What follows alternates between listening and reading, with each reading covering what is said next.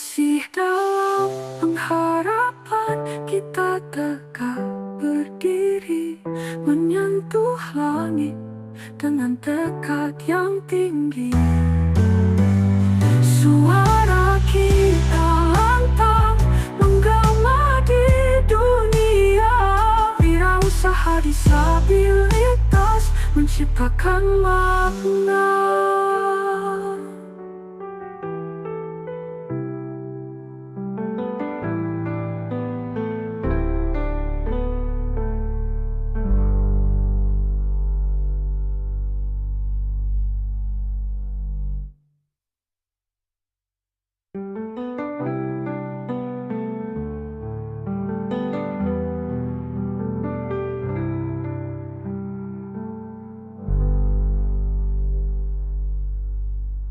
Assalamualaikum warahmatullahi wabarakatuh. Masih dalam pengharapan. Ketemu lagi di program spesial di channel Adi Edukasi, dan insya Allah masih dalam kondisi yang sehat. Doa terbaik buat kita semua yang terkoneksi ya. Di session video ini saya akan masih bercerita tentang disabilitas, dan ini juga bertepatan ya dengan Hari Disabilitas Internasional. Temanya cukup menarik yang diberikan atau digulirkan oleh PBB, yaitu kepemimpinan disabilitas ya. Kalau nggak salah gitu ininya temanya. Dan ini sangat ber sangat penting gitu ya, karena melihat dari masyarakat, kemudian kepercayaan dari keluarga disabilitas itu masih sangat minim untuk memberikan dukungannya yang maksimal. Artinya begini, banyak cerita gitu di luaran sana. Saya sering dapat cerita dari teman-teman disabilitas, mereka punya keluarga, tapi mereka jarang diminta pendapatnya.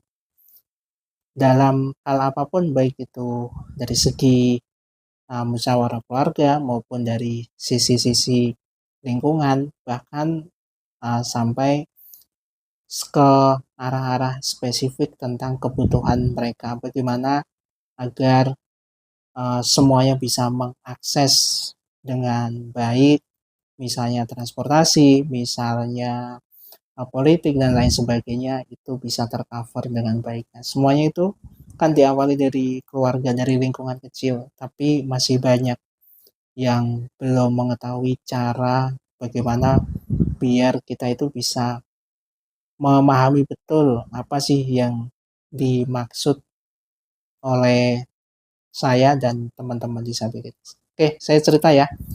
Yang pertama, kalau teman-teman punya keluarga disabilitas, yang paling utama itu adalah diajak untuk ngobrol, untuk komunikasi, selalu dilibatkan dalam banyak hal, dan selalu diterangkan sesuai dengan kebutuhannya.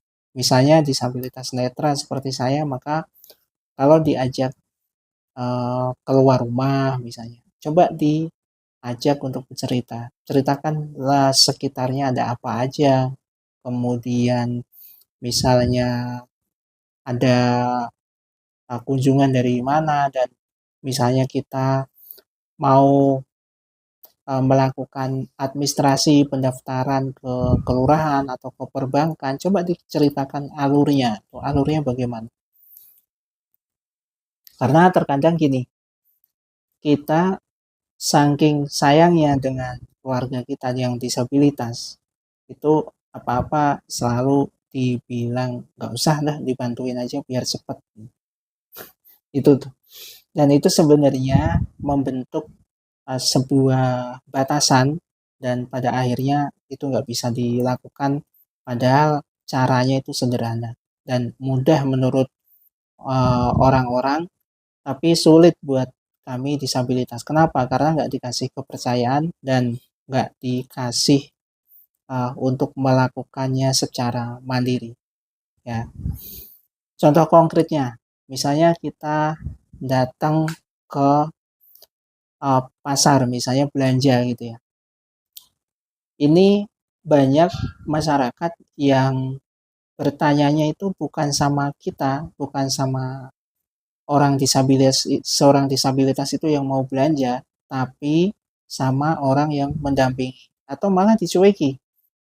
Nggak tahu nih cara ngomongnya bagaimana sama tunanetra gitu. Nah itu banyak. Jadi seharusnya bagaimana yang benar? Seharusnya yang benar ketika nih ada orang tunanetra atau orang disabilitas seperti saya datang ke tempat teman-teman atau teman-teman mendampingi keluarganya yang disabilitas ini ke warung atau belanja ke pasar, coba biarkan disabilitasnya itu sendiri berinteraksi. Jadi langsung menanyakan dan komunikasi segala sesuatunya itu coba dilakukan secara mandiri sama orang disabilitas tersebut. Saya misalnya ya, saya belanja kemudian saya bawa pendamping, coba kalau teman-teman yang punya warungnya itu jangan ngomong sama pendamping saya, tapi langsung ngomong ke saya, mau belanja apa mas, mau belanja apa pak. Dan ketika saya tanya, misalnya saya tanya, ibu cemilannya ada apa aja ya, itu jangan dijawab itu banyak cemilan, jangan gitu. Karena ya namanya nggak ngelihat di apa-apain ya nggak ngelihat mau banyak mau sedikit. Karena emang kita nggak tahu cemilannya ada apa aja. Jadi itu bisa diinfokan minimal 5 jenis lah, 5 jenis barang misalnya. Ada kerupuk, ada ciki, ada apa-apa-apa, sebutkan gitu. Jangan hanya bilang itu banyak gitu. Karena itu membuat pada akhirnya kita itu nggak menyadari dan nggak mau mendukung orang-orang disabilitas bisa mengalami atau melakukan sebuah transaksi dengan akses. Kalau kita sudah tutup itu banyak dan kita nggak mau menerangkan, ini namanya sudah nggak akses. Yang namanya nggak akses itu ya kita nggak bisa melakukan apapun. Akhirnya kita batal belanja. Atau kalau kita belanja pun kita merasa bersedih. Sedihnya kenapa? Kita datang yang beli saja sudah diremehin. Apalagi kita minta. Itu tambah nggak kebayang gitu kan.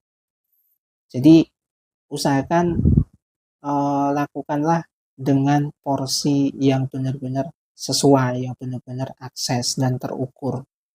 Mana yang akses dan terukur? Ya tadi, contohnya, misalnya datang belanja, tanya belanja apa, kemudian misalnya orang disabilitasnya itu memberi info, saya mau nyari cemilan, kira-kira cemilannya ada apa saja, terangkan saja.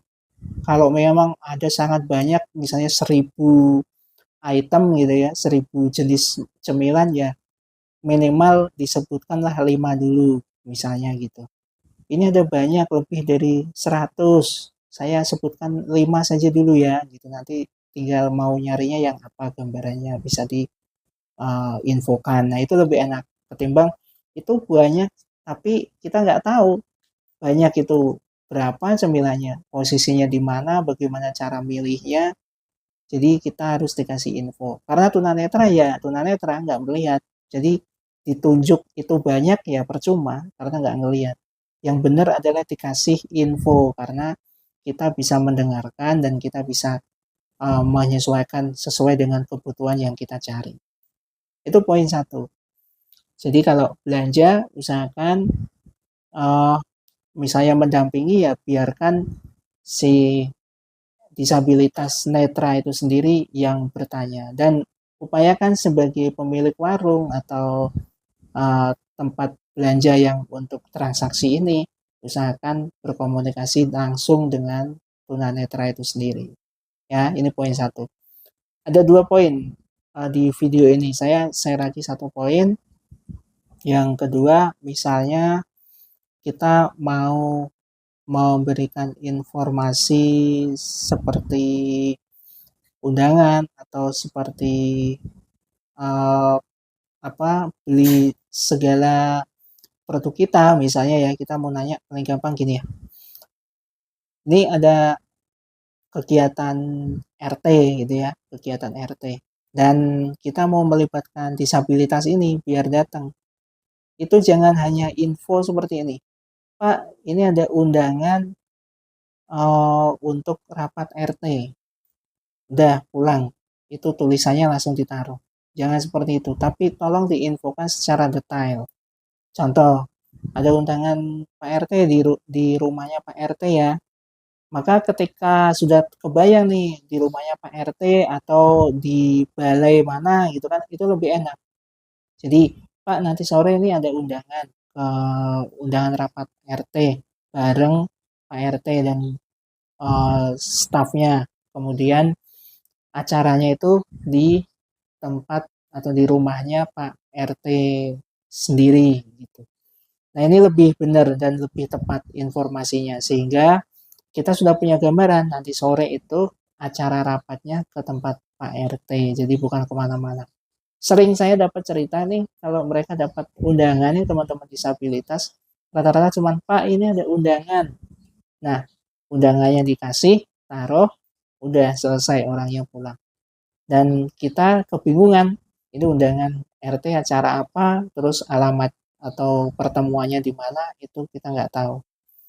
Jadi acara apapun, kegiatan apapun, ini contoh ya RT ya, yang sebenarnya itu sangat banyak, sangat kompleks. Bahkan undangan untuk sekolah saja itu misalnya saya sendiri ngalami ya. Misalnya undangan kegiatan ngambil rapot atau kegiatan ujian semesteran gitu. Itu di-share berbentuk foto. Ya kalau saya meskipun aplikasi itu bisa membaca foto, tapi nggak spesifik dan rasanya itu kayak kurang pas. Secara ilmu komunikasi, kalau kita menerangkan sebuah informasi berbentuk gambar ke orang tunanetra atau orang yang nggak melihat, ya tetap aja itu kurang pas karena orangnya nggak bisa melihat. Sedangkan informasi yang bisa kita akses adalah informasi yang berdasarkan suara atau berdasarkan informasi yang lain. Ya, tunanetra sebenarnya bukan nggak bisa apa-apa. Sekali lagi, akses untuk membaca WA yang berbentuk teks, tulisan-tulisan itu juga bisa dilakukan. Tapi kalau benar-benar murni foto yang sebenarnya itu tulisannya banyak, kemudian dari PowerPoint diimpor ke PDF atau tabel Excel diimpor ke PDF, itu kan kadang-kadang nggak kebaca secara sempurna sehingga kan seringnya kita terjadi miskomunikasi atau kebingungan. Ya, 2 poin ini, yang pertama adalah tentang transaksi, kita harus memberikan upaya untuk komunikasi langsung kepada disabilitas netra itu sendiri. Dan yang kedua, ketika ada undangan atau ada informasi kepada disabilitas tunanetra, kalau bisa dan harus diupayakan, dibiasakan untuk memberikan informasinya itu dengan informasi yang aksesibel. Ya tadi satu, suara, yang kedua bisa menuliskan dengan teks biasa. Ya, seperti itu, mudah-mudahan bermanfaat sharing-sharing ini. Terakhir dari saya masih dalam pengharapan. Assalamualaikum warahmatullahi wabarakatuh.